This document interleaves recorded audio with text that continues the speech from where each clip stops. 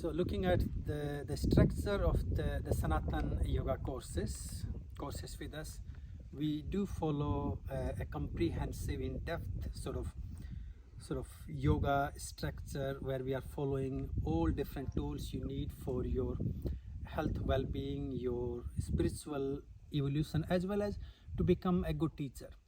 So we have the Hatha Yoga practices, which includes a very basic from the beginners to the advanced level physical practices, set of the kriyas, Surya Namaskars, we have the asanas, the mudras. Then the second part, we have to work on our energy, the pranayam.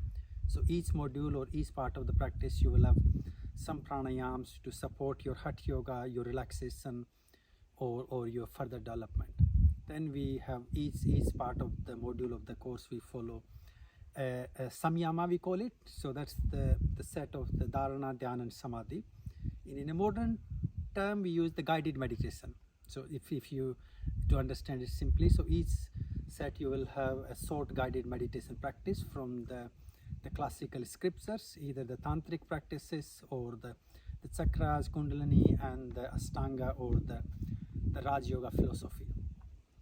Then from there we move into the relaxation techniques, which we call savasana. Again, modern world, they like to use more fancy word yoga nidra. In our school, we call them the Jnana Yoga Kriyas. So each set of Hatha Yoga and the pranayam will be supported by a particular guided relaxation technique. And then we move into what we call the yoga anatomy and physiology, as it's really important to understand how the anatomy works and how yoga can help improving our movement, our strength, endurance, flexibility, and general health and well-being. And I guess to become a good teacher, you do need some knowledge of or understanding of the anatomy, physiology. And then we're moving into very basic of Sanskrit. To become a Sanskrit knowledgeable person, then we need to do a whole course separate. But we do a very basic Sanskrit where you understand different terminology, especially the names of the asanas, pranayams, and the classical terms of yoga.